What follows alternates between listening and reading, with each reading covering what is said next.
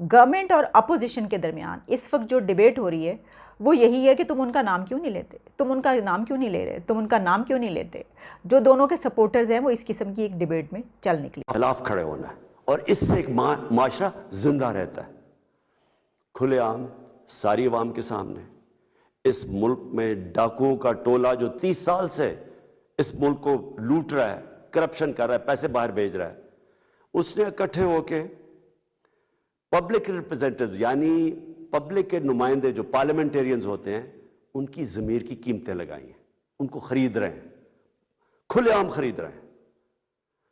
मैं ये चाहता हूं कि सारी मेरी कौम 27 तारीख को मेरे साथ निकले, सिर्फ एक पैगाम देने के लिए कि हम बदी के साथ नहीं हैं, हम बदी के खिलाफ हैं। हम इस मुल्क में ये जो जुर्म हो रहा है मुल्क की जमहूरियत के खिलाफ, कौम के खिलाफ,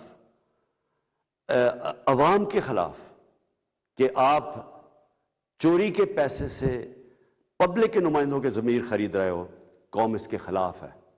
और मैं चाहता हूं कि कौम निकले मेरे साथ 27 तारीख को, और सारे पाकिस्तान को पता होना चाहिए कि आगे से किसी की जरूरत नहीं होनी चाहिए कि इस तरह हॉर्स ट्रेडिंग करके इस मुल्क की जमहूरियत को और कौम को नुकसान पहुंचाए।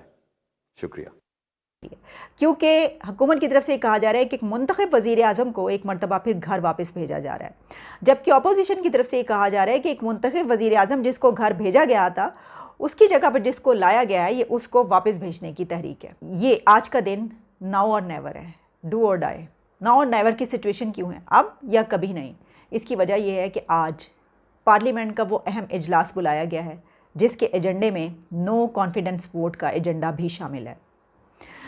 तो आज गवर्नमेंट के पास क्या क्या ऑप्शंस हैं और आज अपोजिशन के पास क्या क्या ऑप्शंस हैं।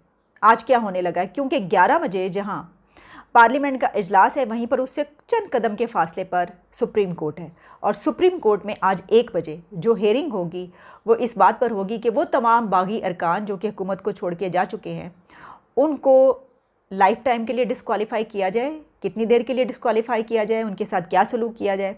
क्योंकि इससे पहले भी जो इसकी हेयरिंग है उसकी बड़ी ही दिलचस्प डिबेट जो हुई जिसमें chief justice of Pakistan justice Umar Ata Bandial, justice Ijazul Ahsan, attorney general और शामिल थे, उसमें ये बात की गई, इस पर डिबेट हुई, बहस हुई कि क्या ये हुकूमत को छोड़ के जा सकते हैं, क्या ये अरकान अपनी पार्टी छोड़ सकते हैं, क्या इनको ये हक़ हासिल है या इनको ये हक़ हासिल नहीं है, क्या इनके पास ये राइट है, क्या इनके पास कोई ऐसा पॉइंट है, ऐसा नुक्ता है कि जिसको ये साबित कर सके कि हाँ इस वजह से हम ये कर रहे हैं, और फिर अदालत को ये समझे, बताया जाए कि ये वाकई जायज़ बात है, इस वजह से ये छोड़ रहे हैं। और क्या अगर इनको डिस्क्वालीफाई किया जाता है तो थोड़ी देर के लिए किया जाएगा या लाइफ टाइम के लिए होगा, इस सिलसिले में क्या ऑप्शन लिया जाएगा। ये एक बहुत ही दिलचस्प डिबेट हो रही है और आज भी 1 बजे वो हेयरिंग है। और उसके बाद आज ही के दिन प्राइम मिनिस्टर इमरान खान मानसहरा में एक जलसा कर रहे हैं। इससे पहले वो 3 जलसे कर चुके हैं और इलेक्शन कमीशन ने उनको 50-50 हज़ार रुपये 3 मरतबा फ़ाइन किया है। 3 मरतबा वो 50-50 हज़ार रुपये मेरा ख्याल है कि जमा करवा चुके होंगे, लेकिन वो ये जलसा ज़रूर करेंगे। इसकी वजह यह है कि ये अब ज़िंदगी और मौत का सवाल बन चुका है। जैसा कि मैंने कहा कि ऑप्शंस क्या हैं, देखिए गवर्नमेंट के पास क्या ऑप्शंस हैं। एक ऑप्शन जो रिज़ाइन का था, रेजिग्नेशन का, कि प्राइम मिनिस्टर रिज़ाइन कर देंगे, वो तो ऑप्शन उन्होंने पहले ही आउट कर चुके हैं। उन्होंने कहा मैं तो किसी सूरत रिज़ाइन नहीं कर दूँ। उसके बाद उनके पास ऑप्शन ये है कि वो इजलास बुलाएं, उस इजलास में जो एक मेंबर की डेथ हुई है उसके ऊपर फातिहा ख़्वानी की जाए, उसको जो है दुआ की जाए, उसके बाद सेशन एडजर्न कर दिया जाए। क्या ऐसा मुमकिन है?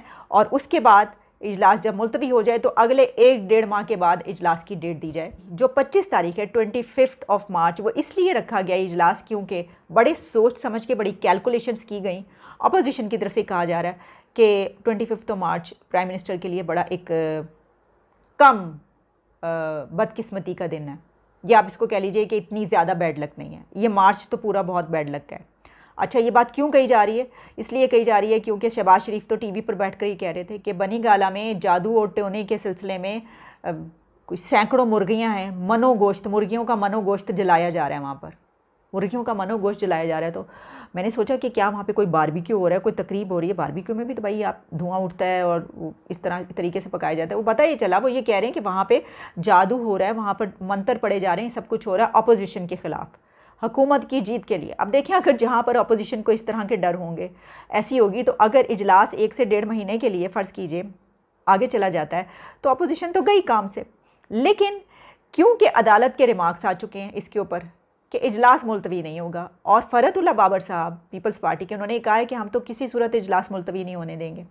और गवर्नमेंट के अंदर इजलास की जो अंदरूनी कहानी है मैं आपको बता रही हूँ कि प्राइम मिनिस्टर को यही सजेस्ट किया गया है कि इजलास जो है उसको सेशन को एडजर्न किया जाए और इजलास 1 से 1.5 महीने के बाद बुलाया जाए।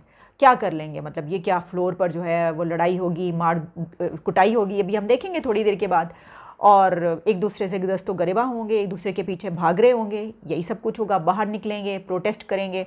लेकिन इस सिलसिले में ये भी कहा जा रहा है कि फ़र्ज़ करें अगर ये हुकूमत ऐसा कर भी देती है तो उसका कोई फ़ायदा नहीं होगा, क्योंकि एक तो ये कि उसके ऊपर अदालत एक्शन ले सकती है, दूसरा ये कि उसके ऊपर इलेक्शन कमीशन भी क्या कुछ कर सकता है। लेकिन एक और बात ये कि अगर ऐसा हो भी जाता है तो मैं देख रही थी कि अपोजिशन की तरफ से ही किसी ने ये कहा कि उस सिलसिले में होगा ये, बल्कि राना सनाउल्लाह शायद किसी से बात करे थे, जिसमें उन्होंने कहा कि इसके बावजूद भी जो 3 दिन है उसके अंदर और 7 दिन, 3 दिन से 7 दिन के अंदर जो है वो सारा प्रोसेस करना पड़ेगा। और 28 मार्च को जो कि वोट कास्ट करने का है दिन, उसको जो है वो वोट कास्ट किए जाएंगे और इसको नहीं रोका जा सकता। क्या ऐसा है? और वाकई हुकूमत भी ये जानती है, क्योंकि मैं ये समझती हूँ कि अगर तो हुकूमत ने ये किया तो फिर तो बहुत लड़ाई झगड़ा होगा। और शेख रशीद साहब ये फरमा चुके हैं कि एमरजेंसी लग सकती है। उन्होंने कहा कि हो सकता है प्राइम मिनिस्टर एमरजेंसी लगा दें। तो फिर एमरजेंसी, वही एक बात मैं दोबारा कर रही हूँ कि बाहर निकलेगी तो दूर तक जाएगी, कहीं ऐसा ना हो जाए। क्योंकि जब आप एमरजेंसी की बात करें तो कहीं वो आगे कूद तक तो नहीं चला जाएगा काम, एमरजेंसी आप लगाएंगे। तो बहुत सी ऐसी मीटिंग्स हुई हैं, पिंडी से लेकर जो है वो लाहौर तक, ऑफिसेज़ में, हेडक्वार्टर्स में और घरों में, कि जिसमें सब जो हैं वो बैठे हैं और ये सोचा गया कि आखिर होगा क्या। तो क्या कोई फ़ैसला किया गया कि क्या होगा? क्या इस सिलसिले में कोई लोग जो हैं वो ये सोच रहे हैं कि अगर ऐसा हुआ तो ये करेंगे, ऐसा हुआ तो फिर ये किया जाएगा? क्योंकि एक बात जो ये कही जा रही थी कि ये दिन आने से पहले ही प्राइम मिनिस्टर से इस्तीफ़ा ले लिया जाएगा, तो इस्तीफ़ा तो उन्होंने नहीं देना। वो तो इस बात पर तुले हुए इस वक्त कि अब मैं वो तमाम साजिशें सामने लेकर आऊँगा जो उनके ख़िलाफ़ की गई हैं इस हुकूमत को हटाने के लिए। वो तो इस पे हैं, वो कह रहे हैं मेरे साथ ये किया गया, और फिर वो ये भी साथ में कहते हैं कि ठीक है मुझे ये किया गया तो मेरे पास भी इख्तियार है, मैं बहुत से लोगों को उतार सकता हूँ। आप जानते हो किसके मुतालिक ये बात कर रहे होते हैं। मैंने ये भी देखा कि इस तरह के बहुत सारे नैरेटिव चल रहे हैं, दिलचस्प नैरेटिव।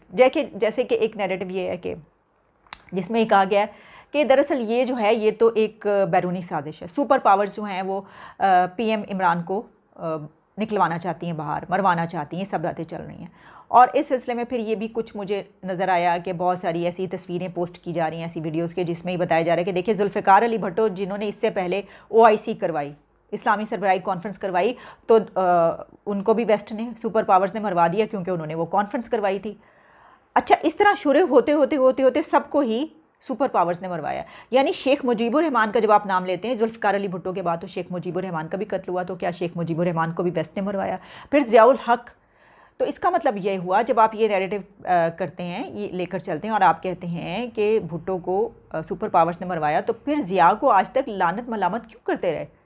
ज़िया को हम इस तरीके से क्यों कोसते रहे? हम उसको हर चीज़ का ज़िम्मेदार क्यों ठहराते रहे? वो तो बेचारा मासूम था, उसको क्यों जो है इतने साल तक ये किया जाता रहा उसके साथ? क्योंकि उसकी तो कोई मजाल नहीं थी।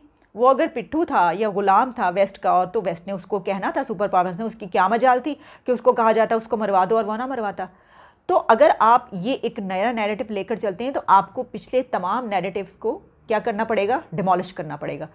अमेरिका को देख लीजिए, अमेरिका के 4 प्रेसिडेंट्स ऐसे हैं जिनको कत्ल किया गया है, जिसमें Abraham Lincoln, John F Kennedy, फिर इसके अलावा जेम्स मैकिनले, 1-2 और हैं।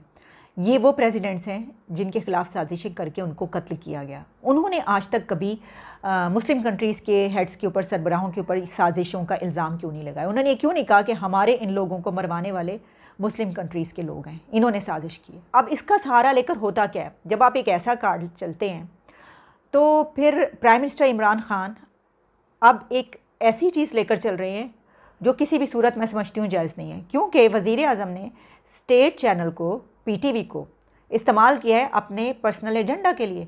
वज़ीर आज़म ने जो जलसा करना है और 27 को जो एक इंसानों का समंदर है, वो उसका मैसेज, पैगाम बाकायदा रिकॉर्ड करवा के स्टेट चैनल पर चलवा रहे हैं। PTV